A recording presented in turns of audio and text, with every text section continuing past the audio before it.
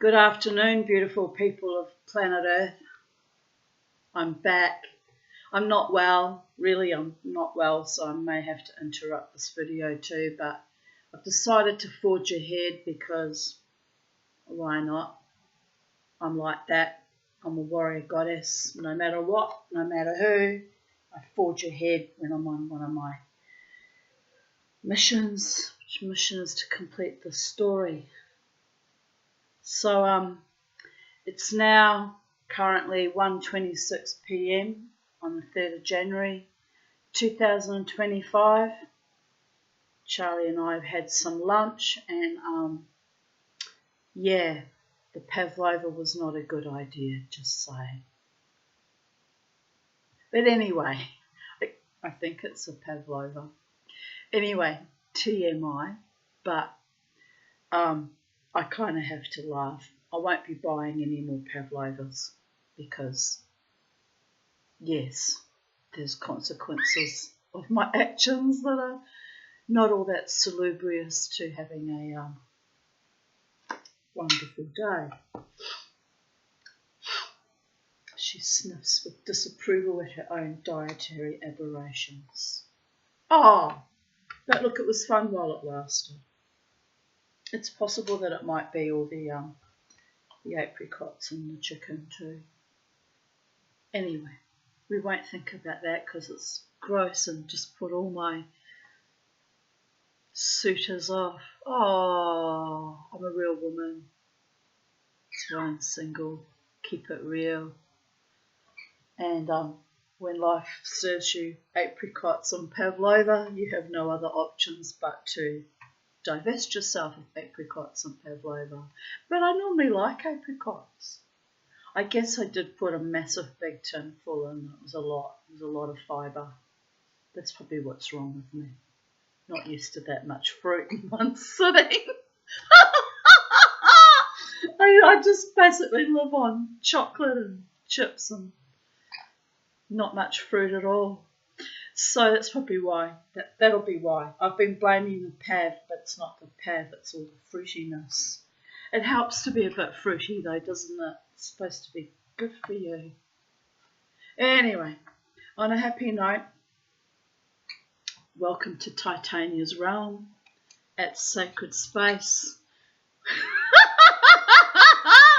Where some of our spaces are getting ever more sacred and we're holding on to them like an iron fucking fist, man. Because we gotta preserve the innards for as long as we can.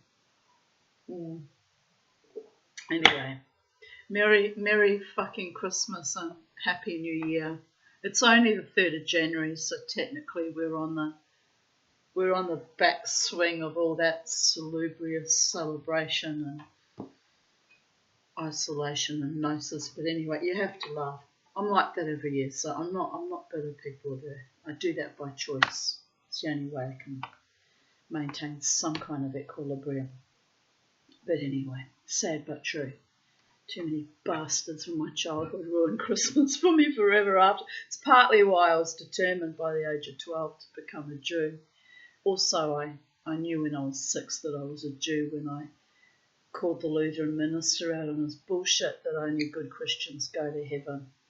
Put my little hand up. What happens to the Jews, the Muslims, the Buddhists, all the other people that aren't Christian? Oh, they burn in hell. They burn in hell. And I just stared at this man and thought, you're not very clever, are you? I knew then and there that was a lie. So I probably had a past life as a Jew as well, which was why I was determined to be a Jew in this one. And had it not been 3 decades of absolute awfulness, I'd still be a practicing Jew to this day. But I must say I did enjoy lighting my Hanukkah candles as I do every year as a symbol of triumph over oppression. My own survival to thrival. And I enjoy seeing all the candles lit. My inner child takes delight in that one Jewish holiday amongst all the Jewish holidays. So there is that to my fellow Jews across the planet. And no matter what, even though I have a very unusual way of worshipping the Holy One these days, moshing my neck off with heavy metal heads, wild bands and wild spaces. Been doing it for 10 years, so might as well keep doing it, babies. When did I start the full-blown mosh though? That didn't really kick in till about 4 or 5 years ago. I think that kicked in after the last near death. Just my spirit came back down and said, Tanya, if you're going to be skirting that constant spiral of death all the fucking time because we keep sending you back for another chance and another chance and another chance to have your beautiful life with your beautiful man, and we just keep sending you back no matter what. You're gonna do the mosh, baby girl, and you're just gonna channel all that energy and build it and build it and build it. Oh my gosh, my friends in the band, when we reach that catharsis, that peak, it's usually in the third set, somewhere midway through the third set. Depends on when they play Zombie. Sometimes they save it for the end. But when we reach that peak, it's almost like we've all had a massive fucking orgasm. I swear to God, it's not me doing it either. All right, I'm maybe a little bit of the channel, but it's not actually me. I'm not taking responsibility for that. But oh, we build and we build and we build and we build, and then we're just like, in fact, one of my friends said recently at one of the gigs, when the gig's finished, I think it was at Fitz's, when it ended, he said, we always like you dancing for us, Tanya. And he was bright red and flushed, and I was like, I thought it was only me that reaches catharsis. Apparently he must have reached it too. So, to my handsome, talented ones, and to my beautiful Ness and Ramjet too. Oh, we have so much fun together. We really do. I don't know how I'm going to pull off tonight if my tummy's upset, but I guess if it settles down by 8, 9 o'clock-ish, if it calms the fuck down, I'll be out doing my wild dance again, because it's Friday night and that's basically how I express my spirituality these days. I won't say it's how I pray per se, because I'm not always in a very prayerful mood, especially if I'm surrounded by dead shits or drunks or creepy, predating men. But if I'm in a good mood, then it is a form of prayer, and I take great delight in it. So, anyway, enough said about that. And those of you who know me and have provided the beautiful music all the years and have seen me in action know I'm speaking the truth, and probably having a good old giggle about it too. So on we go. I've forgotten where exactly we were up to when we got interrupted by my tummy issues before. So now I've got to go. I should have marked it with a pencil. I usually mark it in the book. But yes, he'd gone off and he was lovesick, craving the beautiful Badar al-Budur, the daughter of the Sultan, which is way above his pay grade, by the way, and out of his class. And he was starving for love for her. That's right. And then his mummy offered to send him to a skillful leech, which is how they refer to surgeons. It's rather fitting when you come to think of it. They do kind of leech you. And not all. There's good ones. Have I met a surgeon I liked? I'm trying to think now. No, the ones I've experienced were all pretty psychopathic, actually. It's part and parcel of being a surgeon. That lack of empathy and bedside manner. But anyway, yes, that's right, because I discussed it with my psychiatrist and he concurred. He said you have to be rather detached to be able to cut into someone without feeling any emotional connection to that piece of flesh in front of you. So he's right about that. Anyway,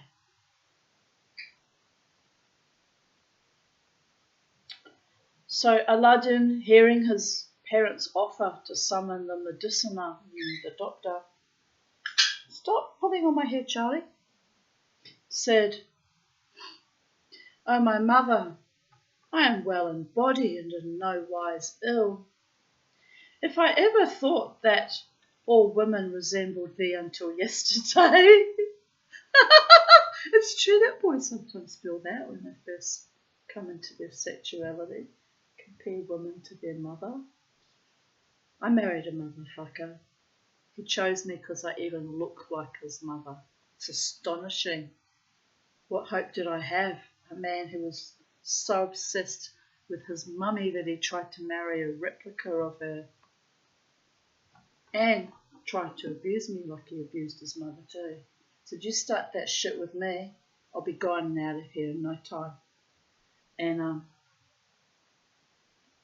eventually he did, so I had to go. Because old habits die hard. Anyway, je ne regrette rien. Anyway, where were we? So he's telling his mother that he's struggling because, "But if I ever thought that all women resembled thee until yesterday when I beheld the Lady Badar al-Budur, daughter of the Sultan, as she was faring for the baths." Then he related to her all and everything that had happened to him, adding, "Haply thou also hast heard the crier a-crying. Let no man open shop or stand in street, that the Lady Badar al-Budur may repair to the hammam without seeing her. But I have looked upon her even as she is." She was a bit slimy of him, really. I've been never of it. Like that creep that came up to me last Friday and said, "I've been watching you for weeks." Tell a woman that, it's actually like predatory and a red flag and puts her off. You know, instead of saying, "Oh, I've seen you around in recent weeks." Still kind of the same thing, but it's kind of slightly less threatening flavour to it. Anyway, I'll be watching you, boy jerk. Watching you good. Don't fuck with the Tanya, just say. How does that song by the Police go? Every move she makes, every heart she breaks, every orgasm she fakes. No, I don't think it says that, but something along those lines. I'll be watching you. Not if I see you first, boy chick. I'm joking about that. I am well aware that I'm very well watched, though, by someone who does love me deeply, even if they play their silly little schoolboy games, which are tiresome. They do annoy me, yes, ever so slightly. But I know who's studying me. I know nothing about that person, so it's a really unfair playing board when you think about it. I know nothing.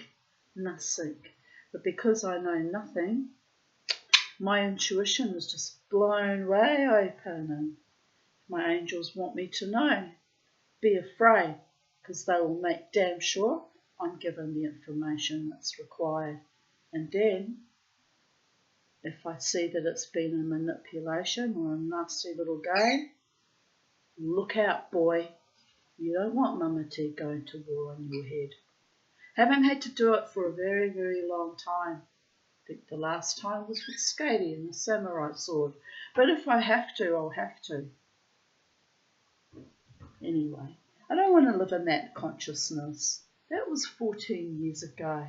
I'm fucking happy now. I've died and come back to life multiple times since 2010, which coincided with my mother's death and grieving too. Isn't that interesting how she tried to drag me, claw at me, pull me back to hell with her? But here I am, standing in my own authority, in my own body, mind and spirit, clean and clear, got off all the psych meds in 2016. Clean and clear. More spiritually powerful than I've ever been in my life, except maybe when I was a baby because I wasn't conscious of all that. And in love with a beautiful man. It's not so bad, is it? Could be better, could be different circumstances altogether, but all in all, it's not so bad.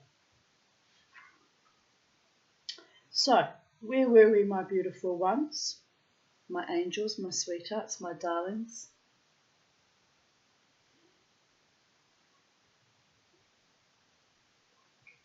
But I looked upon her even as she is, for she raised her veil at the door, and when I viewed her favour and beheld that noble work of the Creator, a sore fit of ecstasy, O my mother, fell upon me for love of her, and firm resolve to win her hath opened its way into every limb of me, nor is repose possible for me except I win her. Oh baby boy, he's got it bad. Wherefore I purpose asking her to wife from the Sultan, her sire, in lawful wedlock, the chutzpah of it. The chutzpah, a king's daughter, and he's just a vagabond, come good with a few jewels from the genie. I know the jewels weren't from the genie, were they? They were from the enchanted hoard. But anyway, we're getting there, people of Earth. We're sticking to the story. Mama hasn't lost her plot just yet.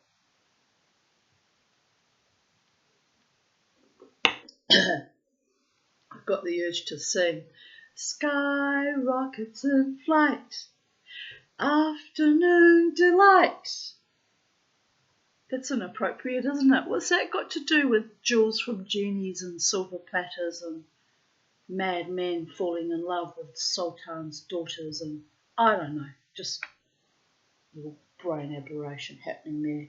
It's probably because of the IBS episode. Apparently my sister's dying of IBS too. Well, it's from complex trauma. It's part of it. Thanks for that, Giza, David, Trevor, Case, all of you motherfuckers. But anyway, we're handling it, Vicky. We're handling it, and we're cooking on gas. We're really our own gases. Oh dear goodness. Well, please explain why anyone would be in love with me when I'm so earthy and revolutionary and authentic. It's supposed to put the wind up you and put you off, actually. Charlie thinks I'm delightful, though look at her. She doesn't care. She says, I love my mummy. I love my mummy. I know, but you're a bit obsessed, little bird. It's not quite a healthy love. It's bordering on obsession, little bird. I know. You was adorable. You was adorable. Right, here we go. Let's carry on. So he's wanting to marry the Sultan's daughter. Yes, I know. Why are you looking at me like that for? I just drew breath so I can read. She says, all I can smell is exosomes and spike proteins and I'm dying, Mama D. We're all dying, child. Just not today. Maybe not tomorrow either. Maybe in 10 years or 20 years or if my psychiatrist has his way, 30 years. But that's kind of a curse. So stop that right now. But anyway, he'll be laughing because he knows how I fight. He knows how I fight about that. Now what's happened to my laptop? It's doing weird things. You still filming? Yes. Okay, carry on as per normal.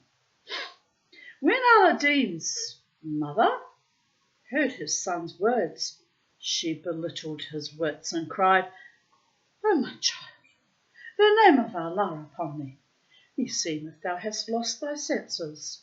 be thou rightly guided, O my son, nor be thou as the men, gene maddened. Apparently the gins make you a bit cray cray when they want to. That could be all my problems.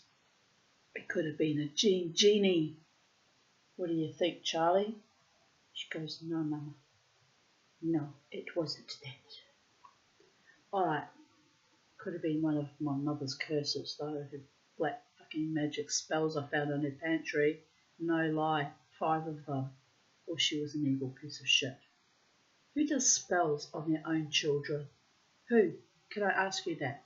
Can anyone tell me? Gisela, Eva, Margarita, Maya, Jarman, Phillips, Shearer.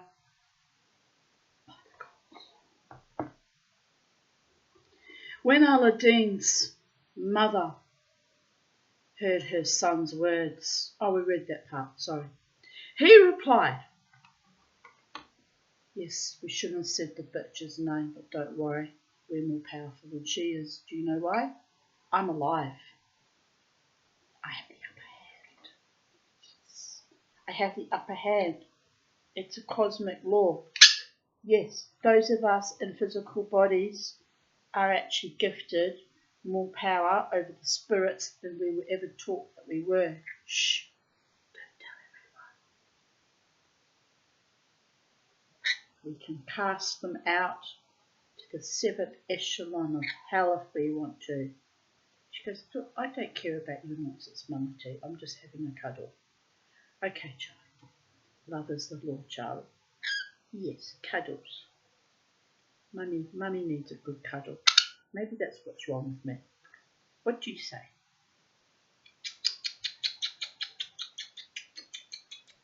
Yes, you give the best cuddles, Charlie.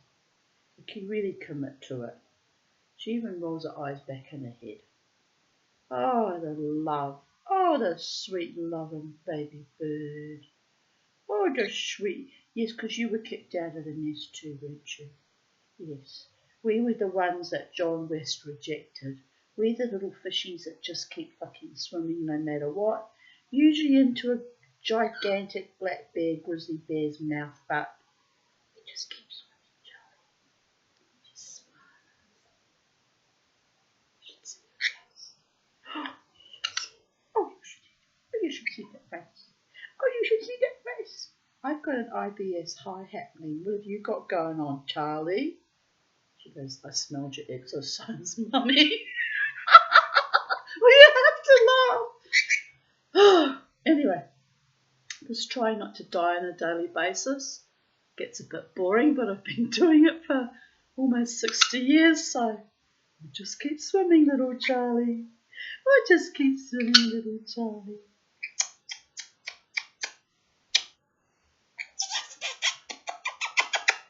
Yum, yum, yum, yum, yum. Delicious, nutritious, tastes just like chicken.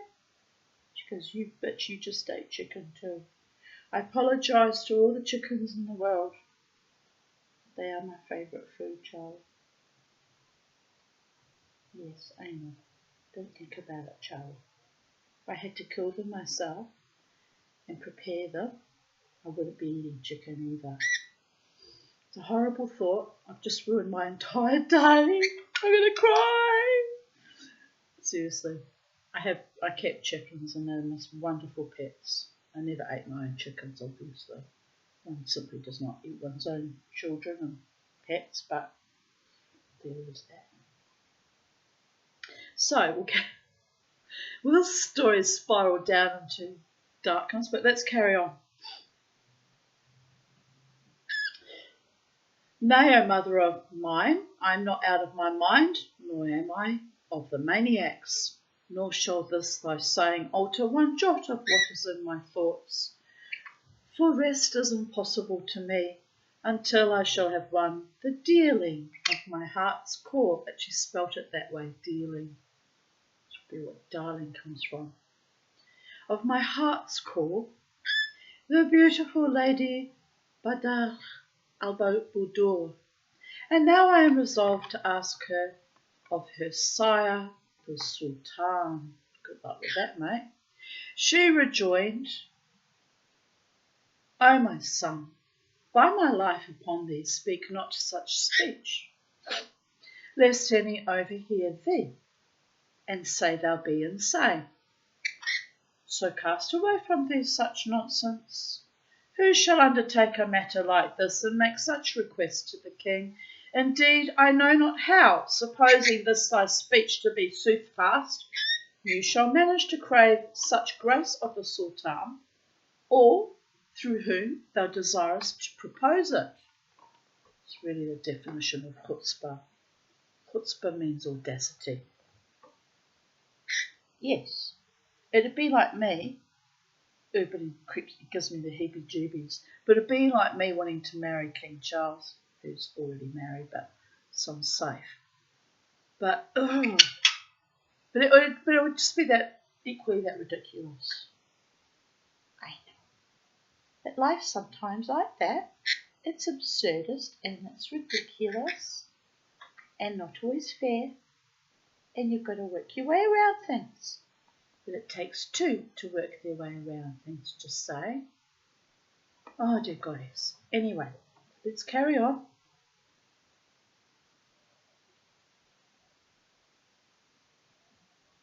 He retorted, Through whom, shall I ask it, O my mother, when thou art present? And who is there fonder and more faithful to me than thyself?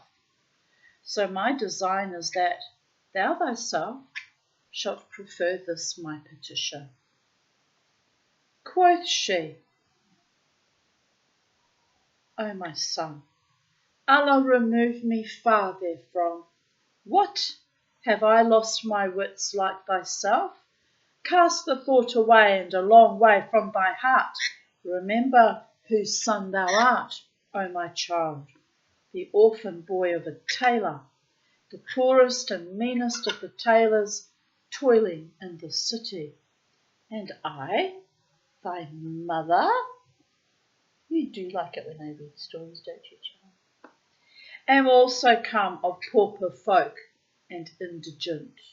Oh, dear goddess. Oh, what can we do? How then durst thou ask to wife the daughter of the Sultan, whose sire would not deign marry her with the sons of the kings and the sovereigns, except they were his peers in honour and grandeur and majesty, and were they but 1 degree lower, he would refuse his daughter to them. Indeed, we want the best for our daughters, don't we, Charlie? If you were of the marriaging kind, I'd want the best rainbow lorikeet for you. But you don't like that boy who comes to visit, that polyamorous little shit that comes with his mate and does the wild dance for you. You know, you always reject him, go, no, no, no, and run to mama as fast as your little feet can carry you, because you love your mama more than that boy bird. But one day, Charlie, you might meet a boy rainbow lorikeet that you actually go, I like he's that one, and then mama will lose you forever. Oh, it's a horrible thought, isn't it? It won't happen. She's too obsessed with me. She's imprinted on me, aren't you, Charlie? You're imprinted on your mummy. Anyway, I did have a rainbow lorikeet many, many years ago when I was young. We just migrated. We're only here a few years actually living in Brisbane. And his name was Jesse, and he flew away because he heard the call of the wild. All the lorikeets went flying over and someone whistled down to him. Off he went. But he was a male and horny as a rat.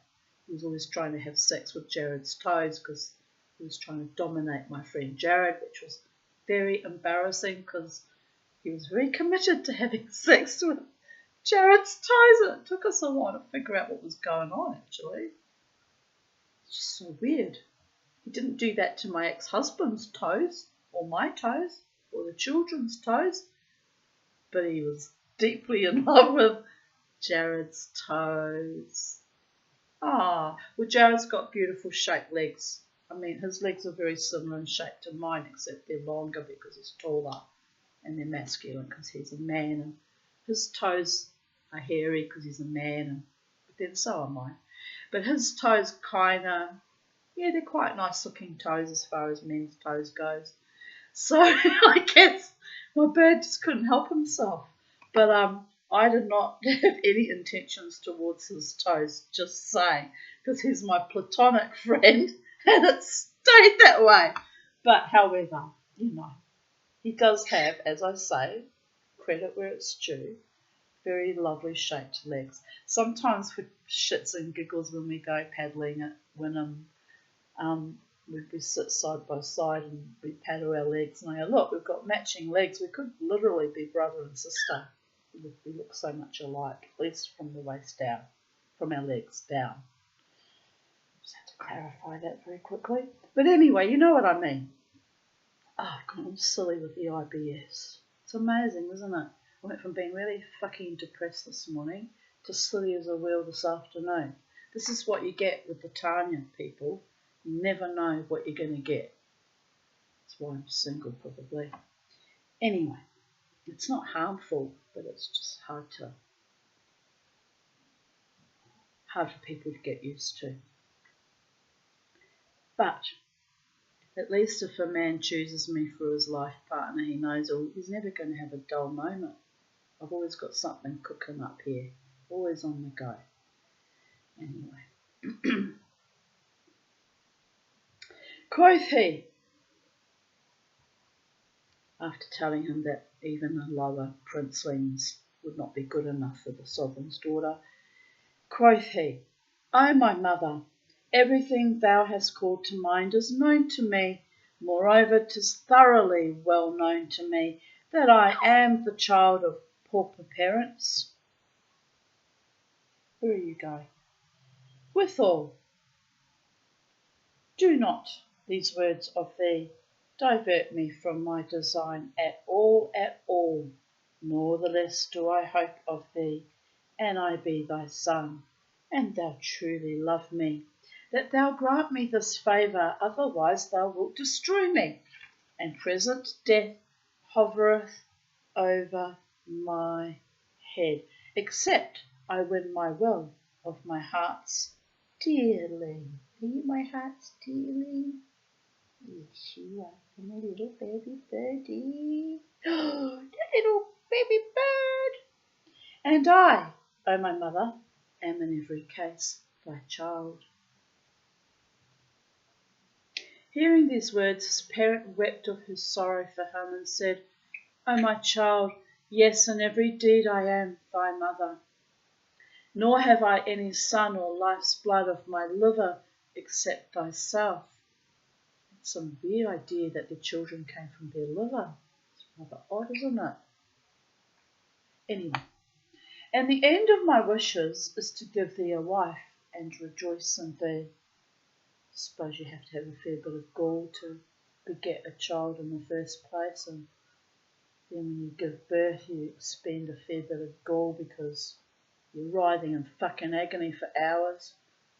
Maybe it is something to do with the liver. I'll ask my psychiatrist about that. I'm reading Aladdin's wonderful lamp and they blame children on their liver. He'll laugh. He knows how my mind works.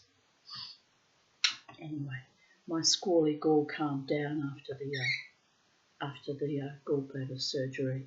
There was quite some squalling for about another 6 months or so, and then it all just mellowed the fuck out. But don't fuck with the timing. She can re-innovate the squally non-existent gall any time she likes in the space-time continuum. Bing, bam, boom, babies. But I choose to be happy and live in peace and harmonic resonance with my beautiful ones.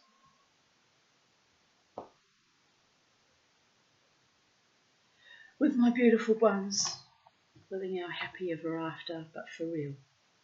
Not a fairy story, but real and manifested in 3D reality in real time. Yes, I like that one. I like that one a lot. Charlie.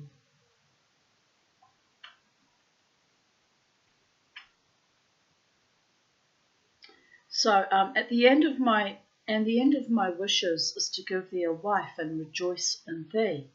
But suppose that would seek a bride of our likes and equals, who people will at once ask, and thou have any land or garden, merchandise or handicraft, wherewith thou canst support her, and what is the reply I can return? No, my son was above for most of his existence, and now he's got nothing.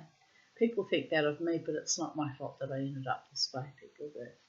I ended up this way due to other people's evil and greed and corruption and malfeasances. I'm absolutely not above, even though occasionally I fall into that spiral of despair. But anyway, on we go. Then, if I cannot possibly answer the poor like ourselves, how shall I be bold enough, O my son, to ask for the daughter of the Sultan of Chinaland, who hath no peer, or behind or before him? Wherefore do thou weigh this matter in thy mind. Also, who shall ask her to wife for the son of his smith?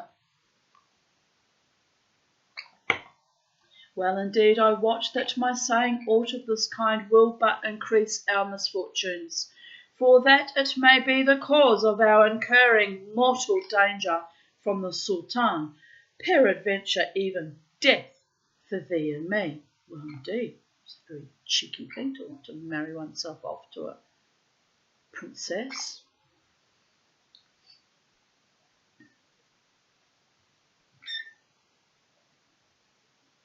And, as concerneth me, how shall I venture upon such rash deed and perilous, O my son? And in what way shall I ask the Sultan for his daughter to be thy wife? And indeed, however shall I even get access to him? And should I succeed therein, what is to be my answer, and they ask me touching thy means? It's a worry, isn't it? It's a grave worry. Haply the king will hold me to be a mad woman. And lastly, suppose that I obtain audience of the Sultan, what offering is there I can submit to the king's majesty?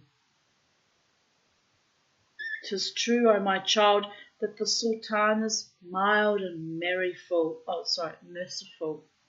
never rejecting any who approach him to require justice, or ruth means compassion, or protection, nor any who pray him for a present, for he is liberal and lavisheth favour upon near and far.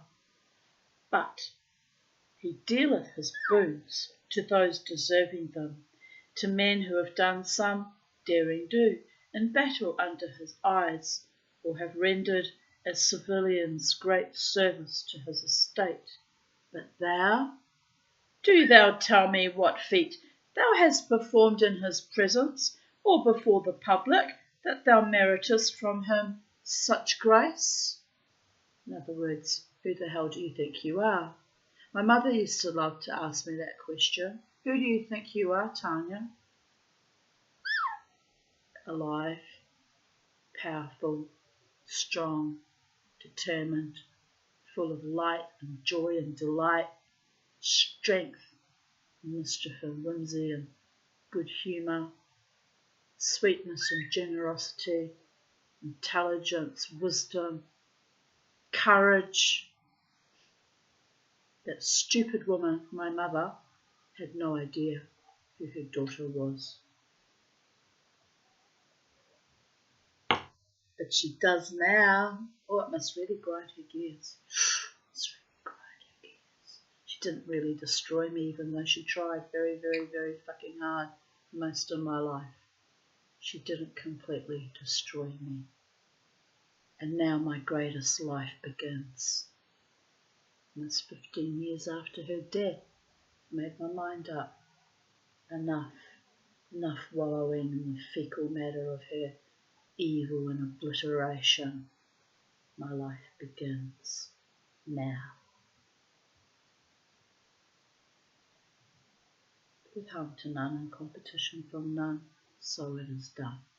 Amen for Salah. Surrounded by good, kind, supportive, soul-nourishing people who value me and cherish and adore me and encourage and motivate me and want me to have true love in my life. Those are the people I will keep in my life. Those who are cheering me on instead of tearing me apart and eating from the disarray and desecration of my former life experiences. Those who feed and suck and will be gone, babies.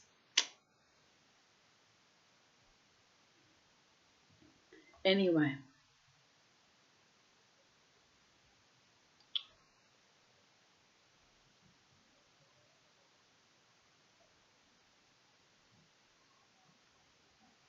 lost my spot.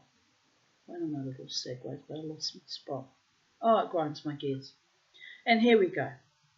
What do you merit from him, such grace? Who do you think you are? And secondly, this boon thou ambitionest. It's not for one of our condition, nor is it possible that the king grant to thee the bourne of thine aspiration.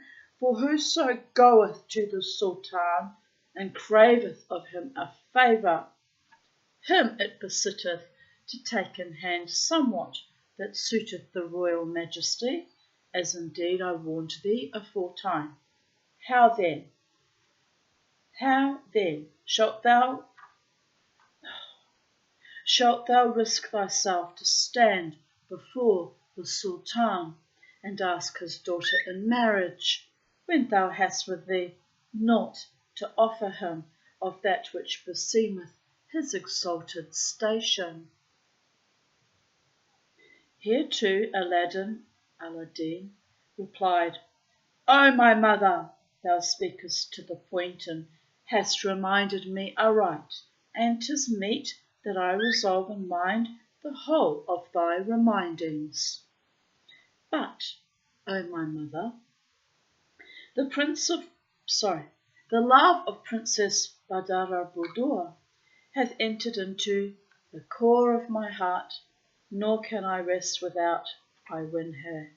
However, thou hast also recalled to me a matter which I forgot, and 'tis this emboldeneth me to ask this daughter of the king, albeit thou, O my mother, declarest that I have no gift which I can submit to the Sultan, as is the wont of the world, yet in very sooth I have an offering and a present whose equal, O my mother, I hold none of the kings to possess, no, nor even aught like it.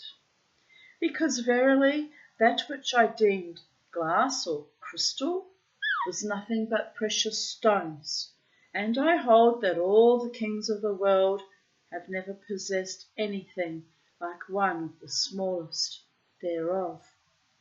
For, by frequenting the jeweller folk, I have learned that they are the costliest gems, and that these are what I brought in my pockets from the hoard, whereupon, an thou please, compose thy mind. We have in our house a bowl of china porcelain, so arise thou and fetch it, that I may fill it with these jewels, which thou shalt carry as a gift to the king, and thou shalt stand in his presence and solicit him for my requirement. I am certified that by such means the matter will become easy to thee, and if thou be unwilling,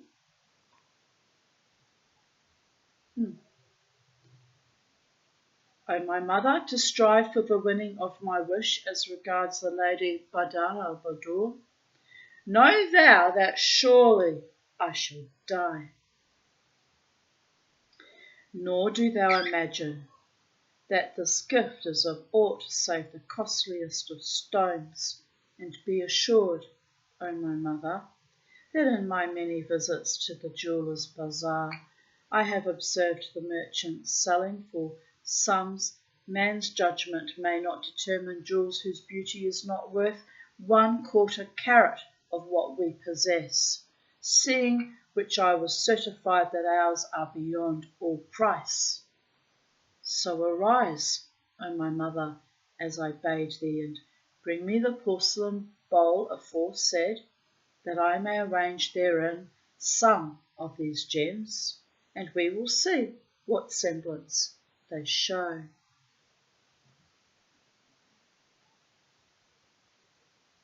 So she brought him the china bowl, saying in herself, I shall know what to do when I find out if the words of my child concerning these jewels be soothfast or not.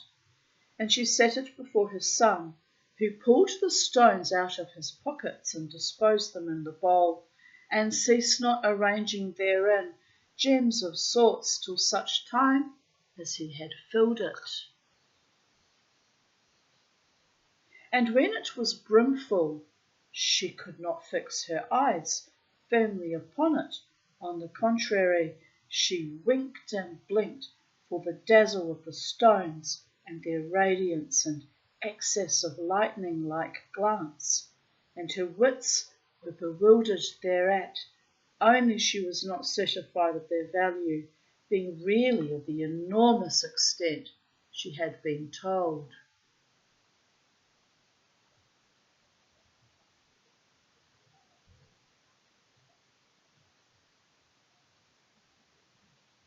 Withal she reflected that possibly his son might have spoken aright when he declared that their like was not to be found with the kings. Come here, get off the laptop. Good girl. Good girl. You're so good, child. Do you know how good you are? You're my angel face. Then Aladdin turned to her and said, Thou hast seen, O my mother, that this present intended for the Sultan is magnificent, and I am certified that all it will procure for thee high honour with him, and that he will receive thee with all respect. And now, O my mother, thou hast no excuse, so compose thy thoughts and arise. Take thou this bowl and away with it to the palace.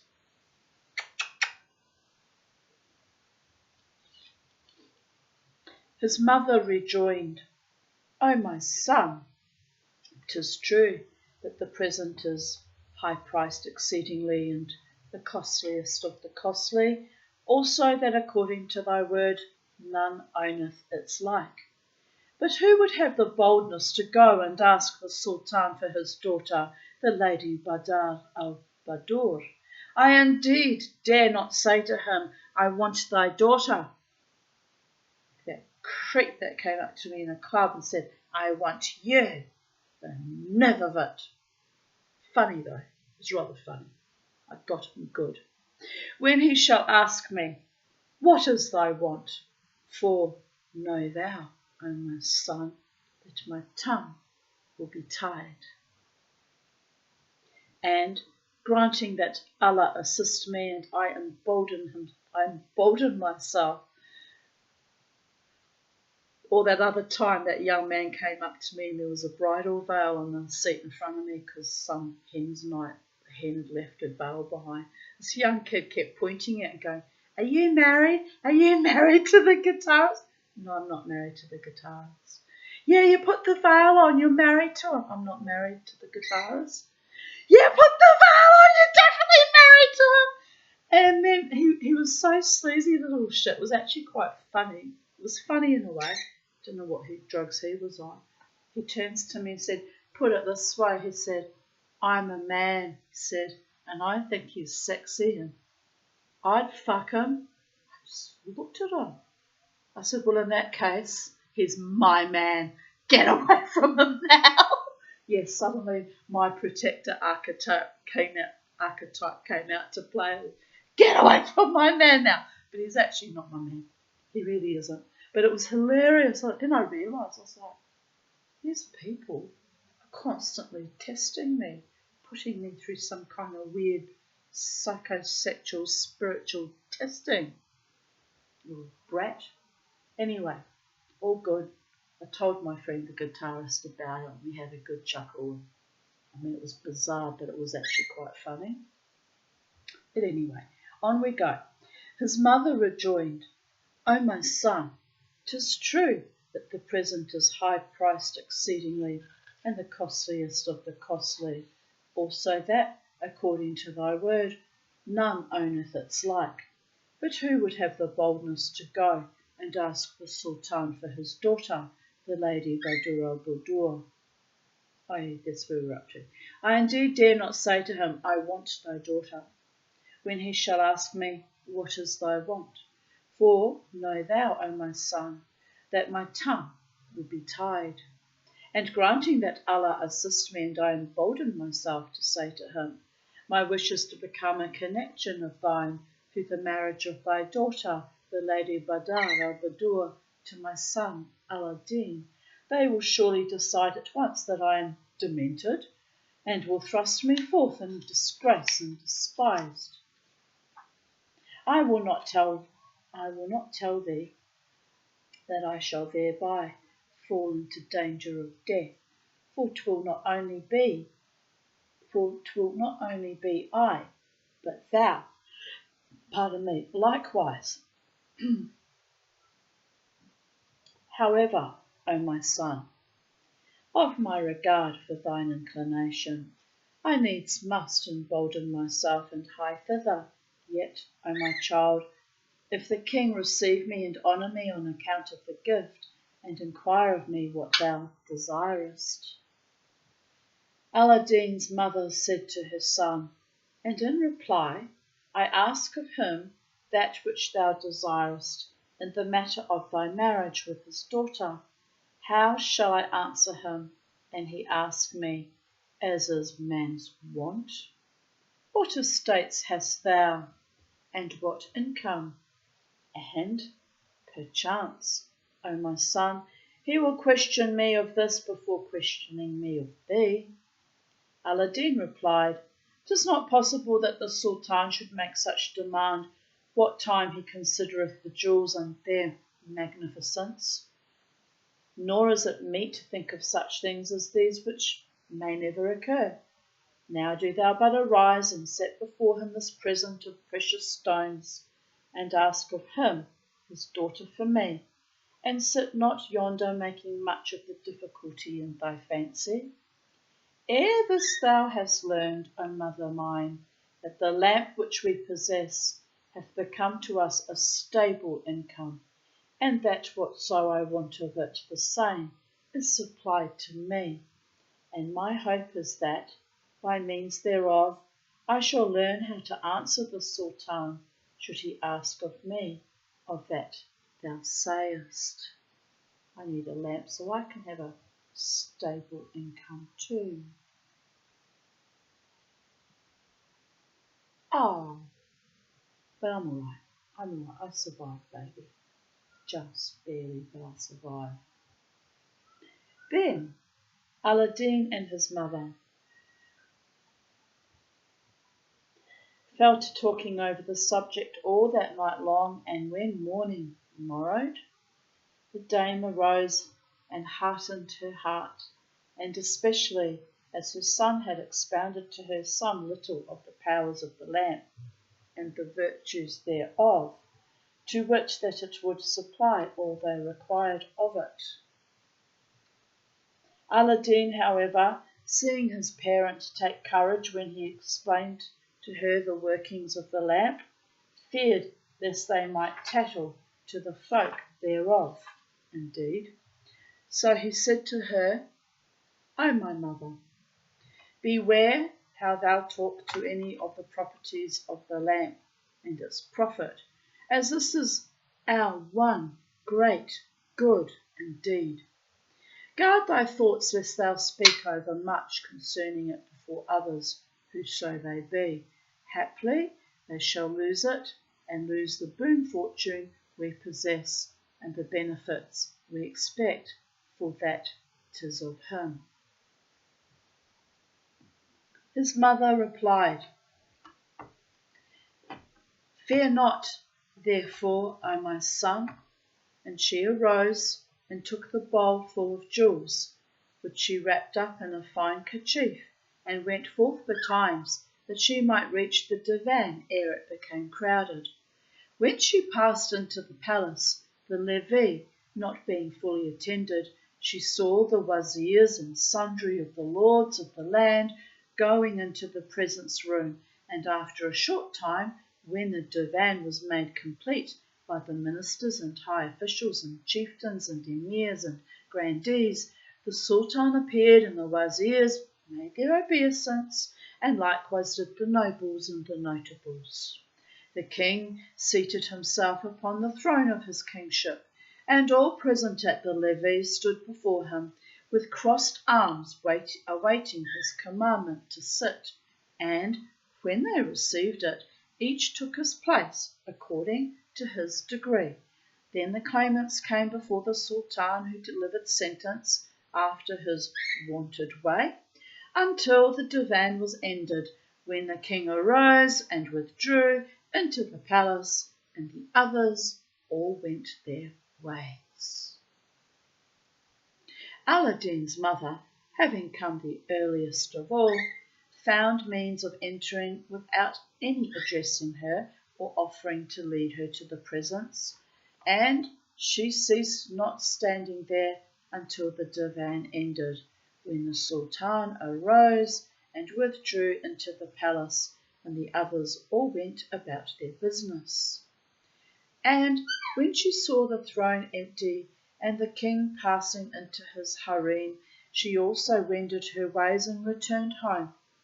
But as soon as her son espied her, bowl in hand, he thought that haply something untoward had befallen her, but he would not ask of aught until such time as she had set down the bowl, when she acquainted him with that which had occurred, and ended by adding, Alhamdulillah, Lord to the Lord, O my child, that I found courage enough, and secured for myself standing place in the levee this day, and albeit I dreaded to bespeak the king, yet, inshallah, on the morrow I will address him. Even today were many who, like myself, could not get audience of the sultan. But be of good cheer, O my son, and tomorrow needs must I bespeak him for thy sake, and what happened not may happen. Get the not in the wrong way, it completely changes the meaning, people of earth. I've got to keep on my toes when I'm reading in Solid English. By the gods. The gods. Fellow humans and birdies and all sentient beings alike. When Aladdin heard his parents' words, he joyed with excessive joy, and although he expected the matter to be managed hour by hour, for excess of his love and longing to the Lady Badar al-Budur, yet he possessed the sole patience. They slept well that night, and betimes next morning, I'm just having a bit of a giggle. I can be mischievous. Oh, I can set the cattle and the pigeons, but it's all good, people there. It's no harm or foul, it's just reminding people who I am. Anyway, they slept well that night, and betimes next morning the mother of Aladdin arose and went with her bowl to the king's court, which she found closed.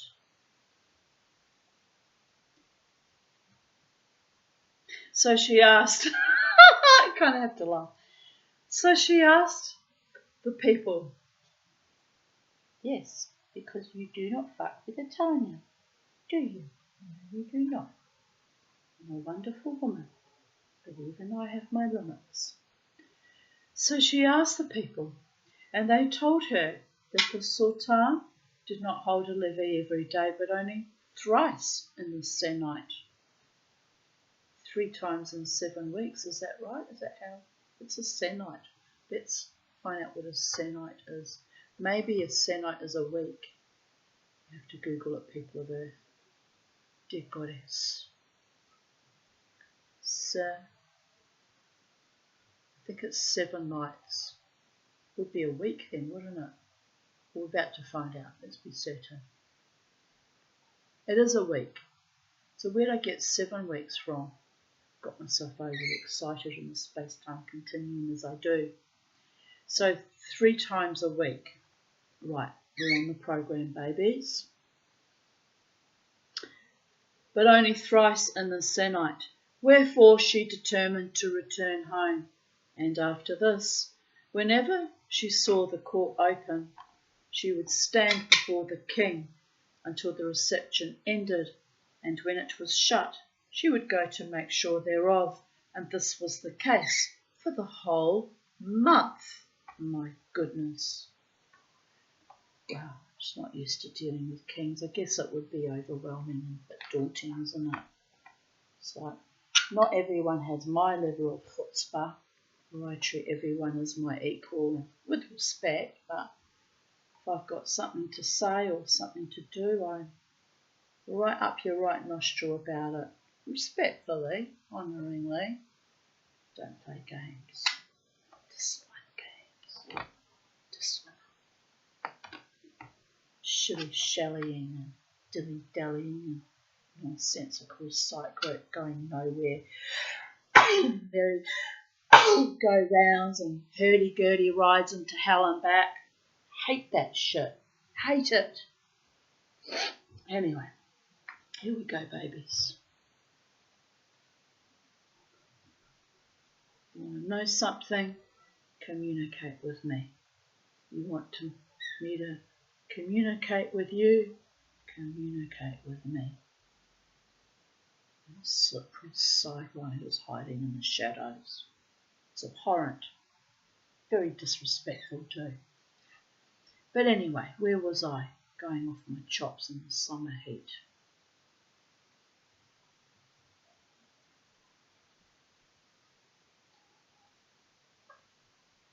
The Sultan was wont to remark her presence at every levee, so he'd noticed her dallying in the background, being all inadequate, which eventually I would have just said, who are you and what do you want? Because that's what I'm like. Wouldn't have tolerated that for very long at all. But on the last day when she took her station, as was her wont, before the council, she allowed it to close and lacked boldness to come forwards and speak even a syllable. Now, as the king, having risen, was making for his harem, accompanied by the Grand Wazir, he turned to him and said, O Wazir, during the last 6 or 7 levee days, I see yonder old woman present herself at every reception, and I also note that she always carrieth a something under her umbrella, under her mantilla, under her veil. Say me, hast thou, O Wazir, any knowledge of her and her intention?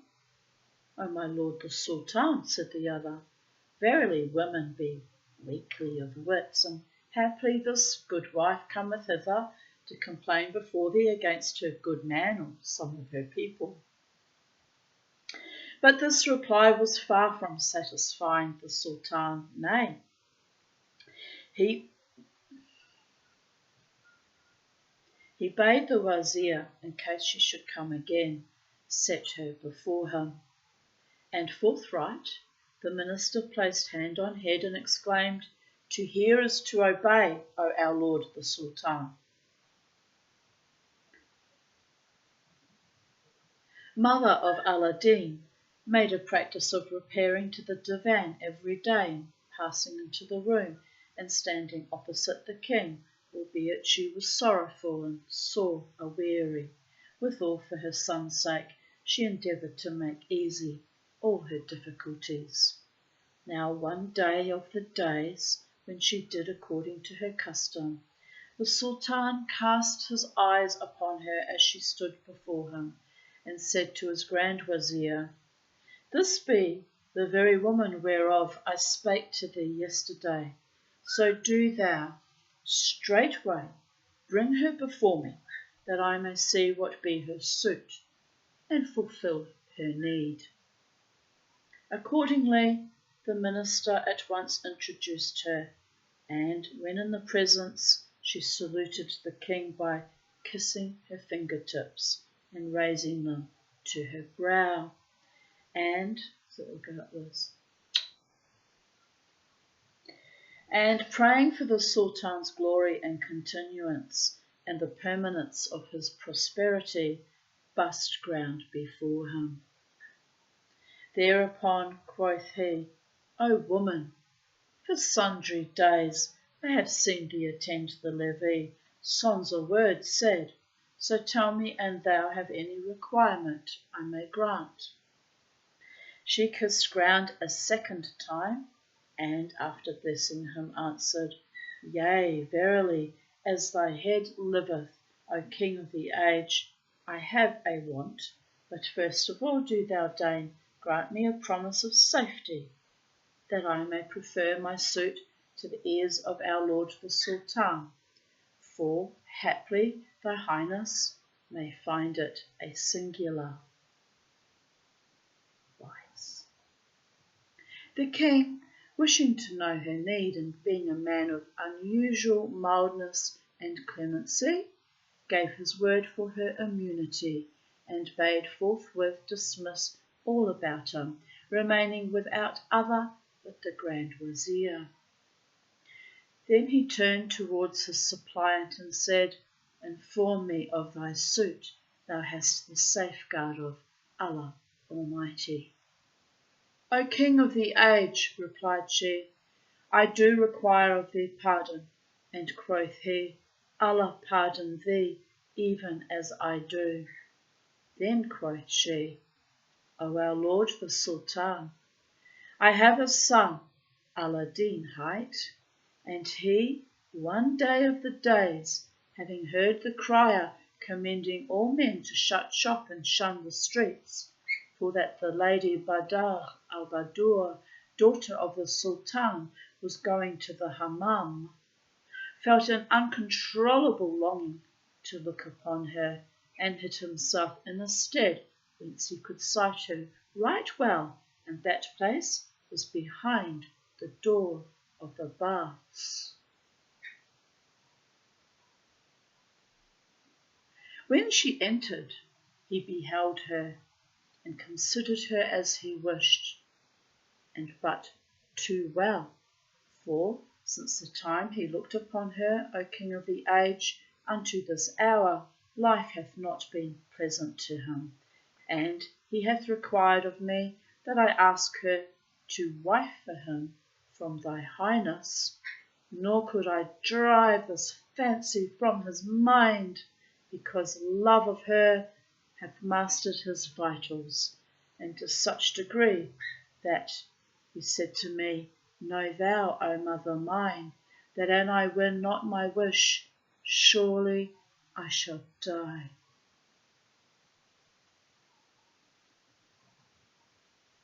Know thou, O mother mine. Read that. Accordingly, I hope that thy Highness will deign be mild and merciful, and pardon this boldness on the part of me and my child, and refrain to punish us therefore. I have two issues with this story, personally, as a modern, contemporary, white, short, fat, hobbit, Jewish, shaman, witch woman. Number one, he should not have been hanging around the baths, spying on her like a fucking predator. And number two, he should have had the balls to go and ask the Sultan for his daughter's hand in marriage on his own merits, not send his mummy hide behind her apron strings. Whew, that enrages me beyond belief. But I guess it's an ancient story, and I had to make alterations somewhere along the way. But, don't send a boy to do a man's job and Don't send a mother to ask for a son, a daughter's hand in marriage, just saying. Why am I annoyed about that? I had a kind of an arranged marriage too. Eek. Never again. That's why I'll never marry again. Famous last words. Well, I haven't married again in 30 years, so I've stuck to my word this long. Have I not, Charlie? Yes, I have. Also, I didn't find anyone worthy of marriage. Too many bloody monsters. So there was that. But anyway. When the Sultan heard her tale, he regarded her with kindness and laughing aloud asked her, "What may be that thou carriest and what be in yonder kerchief?"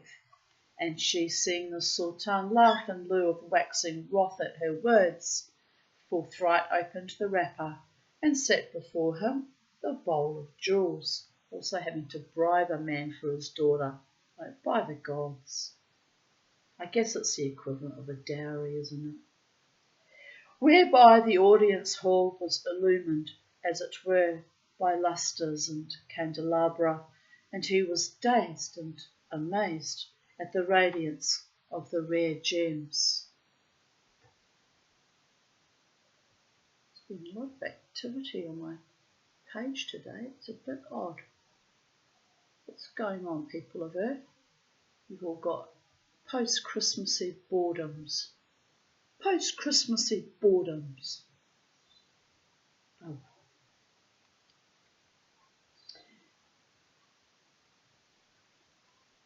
When the king saw the gems, he was seized by surprise and cried, "Never at all until this day saw I anything like these jewels for size and beauty and excellence." It's quite astonishing.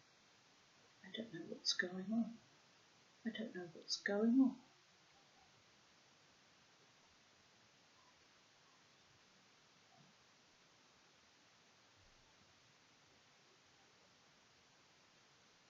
Well, I guess I can be grateful for the wonderful support of my wonderful friends who do love me. That's what's going on. Nor deem I that there be found in my treasury a single one like them. Then he turned to his minister and asked, "What sayest thou? Seen in thy time such mighty fine jewels as these?"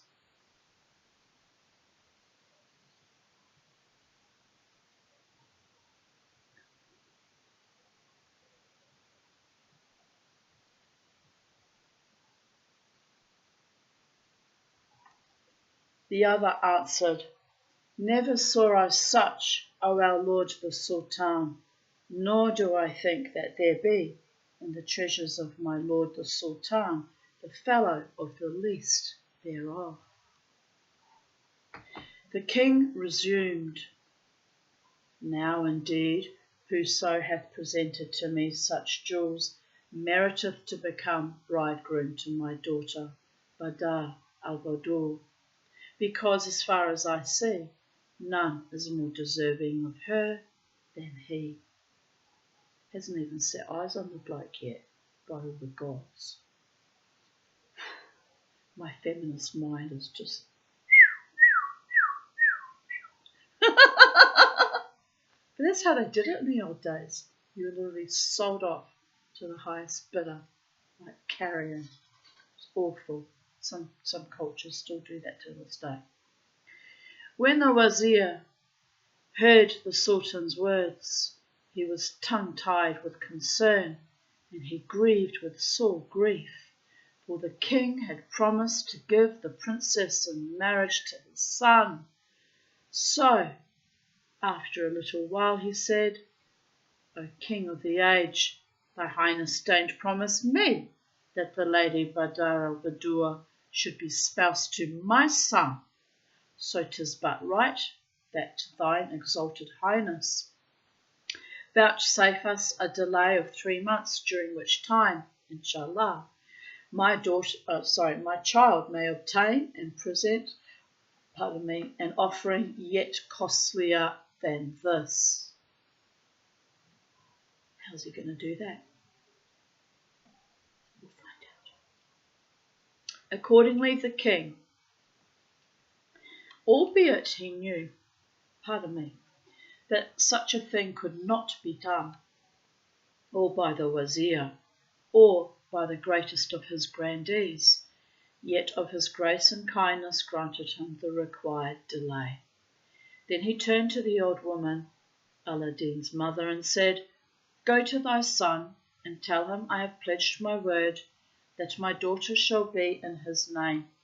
Only 'tis needful that I make the requisite preparations of nuptial furniture for her use, and 'tis only meet that he take patience for the next 3 months." What's 3 months in the broad scheme of things? If love is real. She doesn't even know this young man. She's just been sold off for a bowl full of gems. Anyway, receiving this reply, Aladdin's mother, and he was spying on her in the bathhouse. That's the part I take issue with. But anyway, receiving this reply, if you're going to spy on me in the bathhouse, men of earth, you've got to make sure that I'm open to it and I know about it and I'm teasing you along too. But this fucking level of stalking and predation is absolutely abhorrent and repulsive. But anyway, receiving this reply, Aladdin's mother thanked the Sultan and blessed him. Then, going forth in hottest haste, as one flying for joy, she went home, and when her son saw her entering with a smiling face, he was gladdened at the sign of good news, especially because she had returned without delay as on the fast days, and had not brought back the bowl. Presently he asked her, saying, "Inshallah, thou bearest me, O my mother, glad tidings, and peradventure the jewels in their value have wrought their work, and belike thou hast been kindly received by the king, and he hath shown thee grace, and hath given ear to thy request." So she told him the whole tale, how the Sultan had entreated her well, and had marvelled at the extraordinary size of the gems, and their surpassing water, as did also the wazir,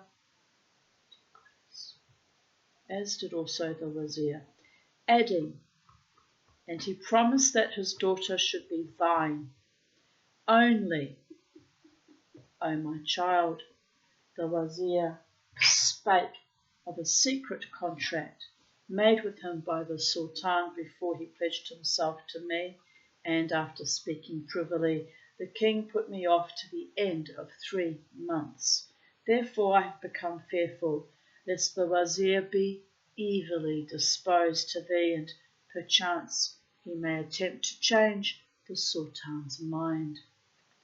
When Aladdin heard his mother's words, and how the Sultan had promised him his daughter, deferring, however, the wedding until after the 3rd month, his mind was gladdened, and he rejoiced exceedingly, and said, "Inasmuch as the king hath given his word after 3 months, well, it is a long time.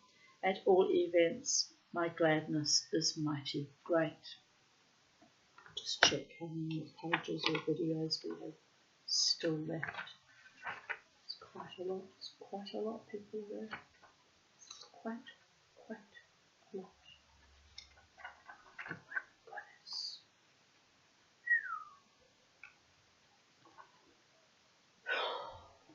Possibly 2 more videos, but let's see how far I can go.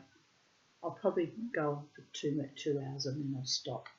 Otherwise I'm going to be cray tonight with exhaustion.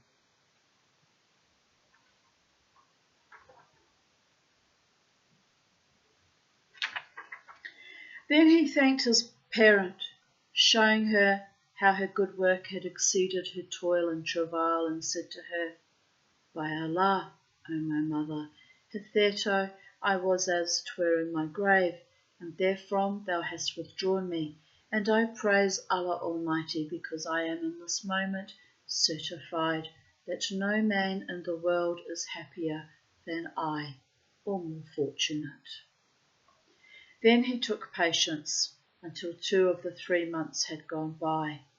Now, one day of the days, his mother fared forth about sundown to the bazaar, that she might buy somewhat of oil, and she found all the market shops fast shut and the whole city decorated, and the folk placing waxen tapers and flowers at their casements, and she beheld the soldiers and household troops, and agars riding in procession, and flambeaux and lustres flaming and flaring.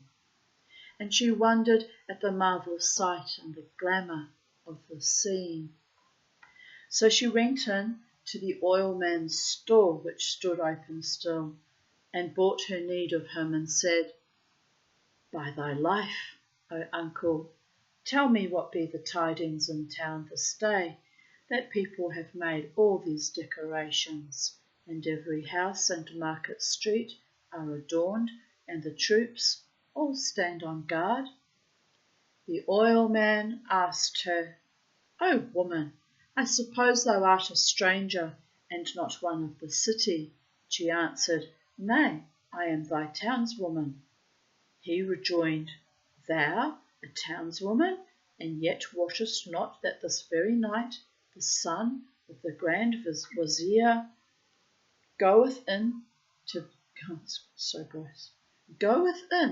the Lady Badar al-Badur, daughter of the Sultan.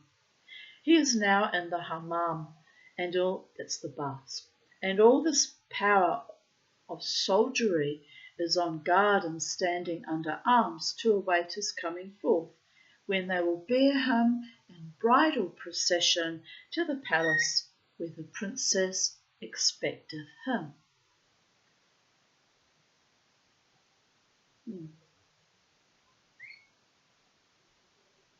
Interesting.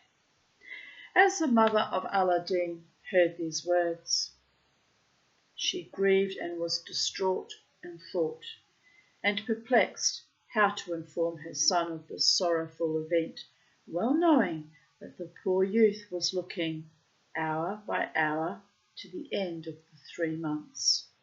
But she returned straightway home to him, and when she had entered, she said, O my son, I would give thee certain tidings, yet hard to me will be the sorrow they shall occasion thee.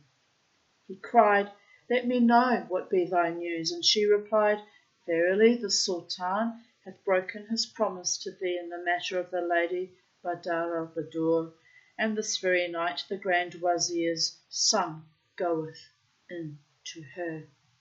And for some time, O my son, I have suspected that the minister would change the king's mind, even as I told thee how he had spoken privily to him before me. Aladdin asked, How learnest thou that the Wazir's son is this night to pay his first visit to the princess? So she told him the whole tale, how when going to buy oil she had found the city decorated, and the eunuch officials and lords of the land with the troops under arms awaiting the bridegroom from the baths, and that the first visit was appointed for that very night. Hearing this, Aladdin was seized with a fever of jealousy brought on by his grief. However, after a short while he remembered the lamp, and, recovering his spirits, said, By thy life, O my mother, do thou believe that the Wazir's son will not enjoy her as thou thinkest? But now leave we this discourse, and arise thou and serve up supper, and after eating let me retire to my own chamber, and be all well and happy.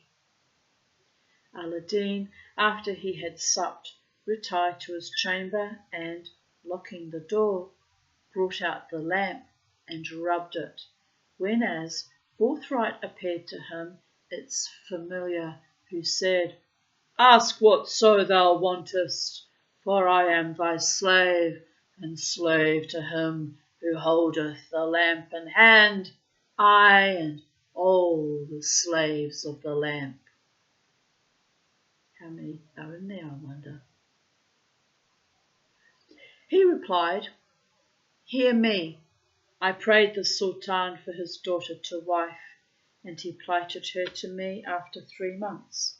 But he hath not kept his word, nay, he hath given her to the son of the Wazir, and this very night the bridegroom will go into her. Therefore I command thee, and thou be a trusty servitor of the lamp, when thou shalt see bride and bridegroom bedded together this night, at once take them up and bear them hither a bed, and this be what I want of thee. He's always got to do things in a slippery, sidewinding way, doesn't he? Starting to dislike Aladdin.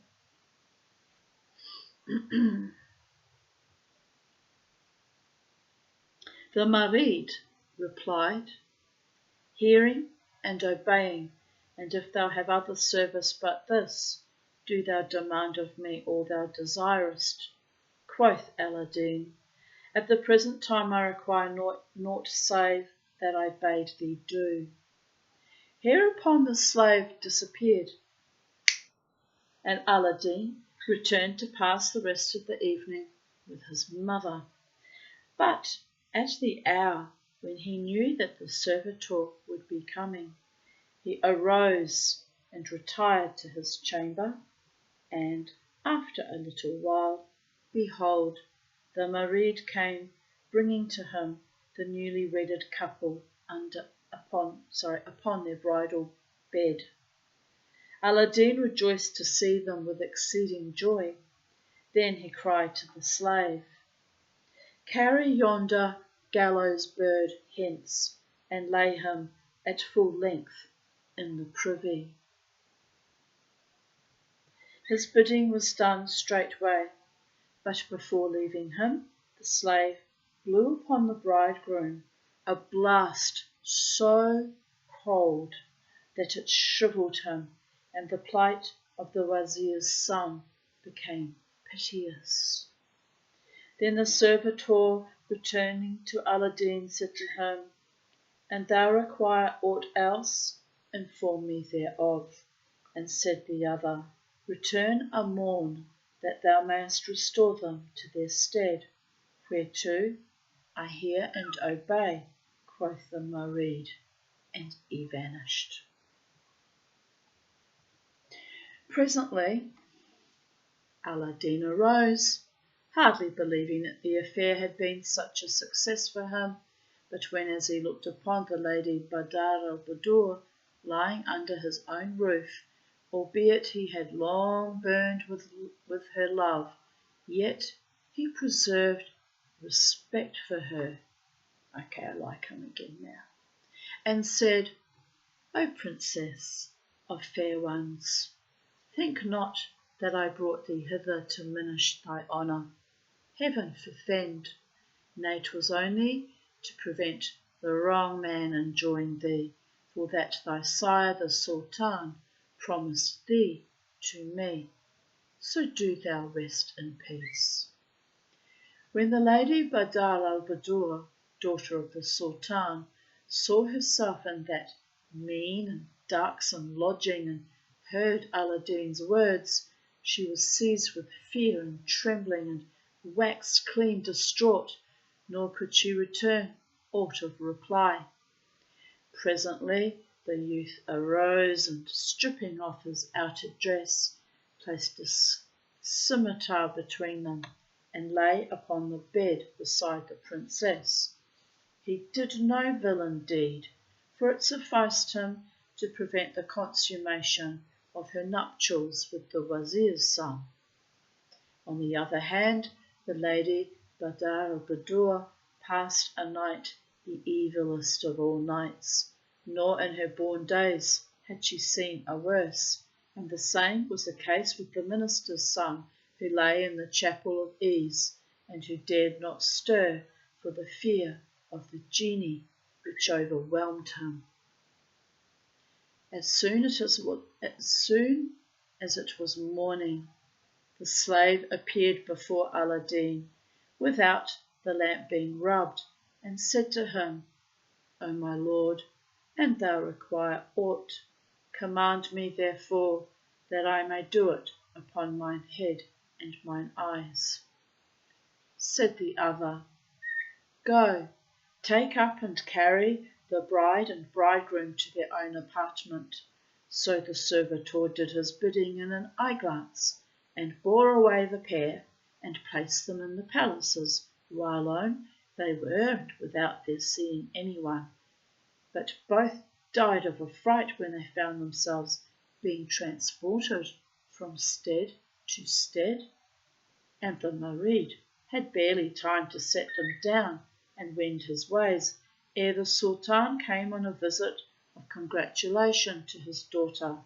And when the Wazir's son heard the doors thrown open, he sprang straightway from his couch and donned his dress, for he knew that none save the king could enter at that hour.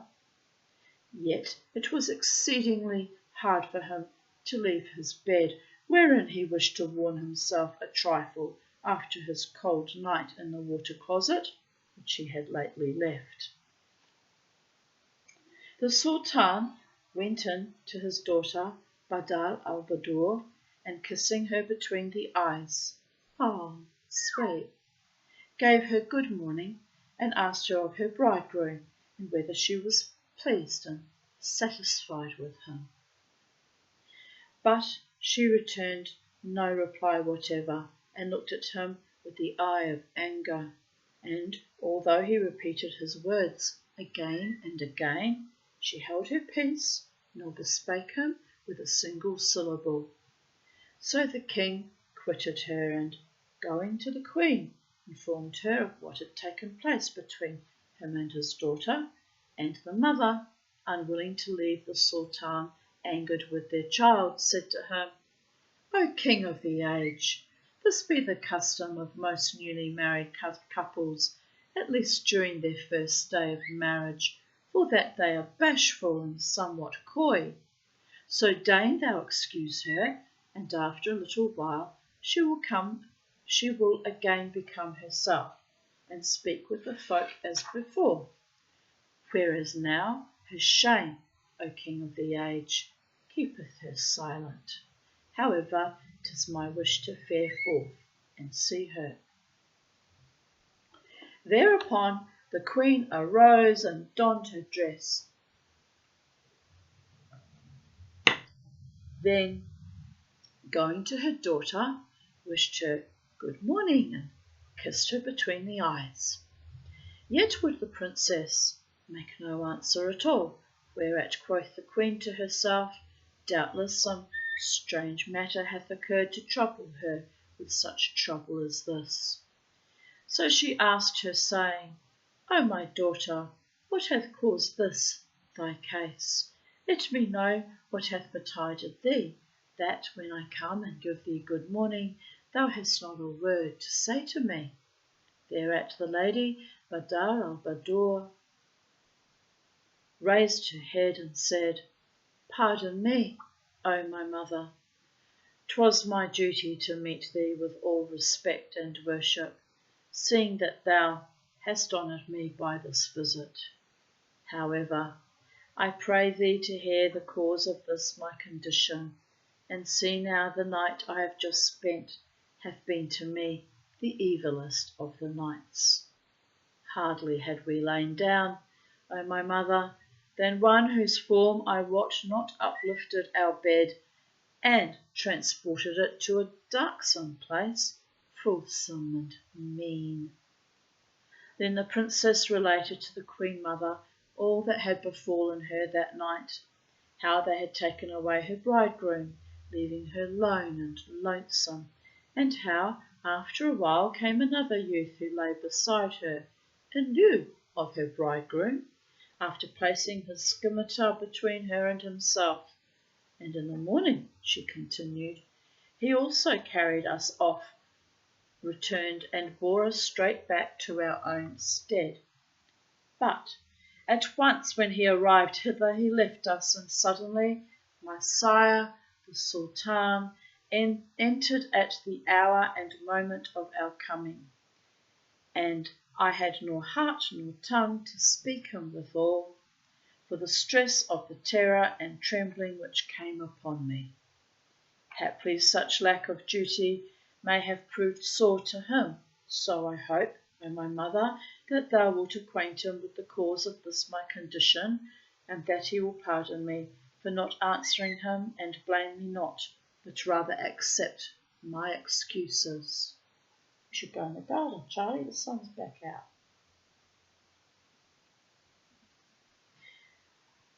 When the Queen heard these words of Princess Badar al-Budur, she said to her, O my child, compose thy thoughts, and thou tell such a tale before any haply shall he say, verily the Sultan's daughter has lost her wits, and thou hast done right well in not choosing to recount thine adventure to thy father, and beware, and again I say, beware, O my daughter, lest thou inform him thereof. I'm very tired now. I'm very tired. I'm starting to decompensate. How much more can I read? How much further can I push myself? Dear Goddess, dearest of all goddesses, the Holy One in all manifestations, in the presence of the Divine Feminine, Shekinah. Right, no, I reckon we'll save this for another video. So, we'll stop at the part where she tells her daughter it was wise to keep stum, lest she be deemed mad. And we'll continue. I think tomorrow, my darlings, will be the shot. So, Goddess Bless from Sacred Space at Titania's Realm. I'm going to have a little rest, I think. I feel quite run out. Yes, Joe, I feel quite run out. Yes.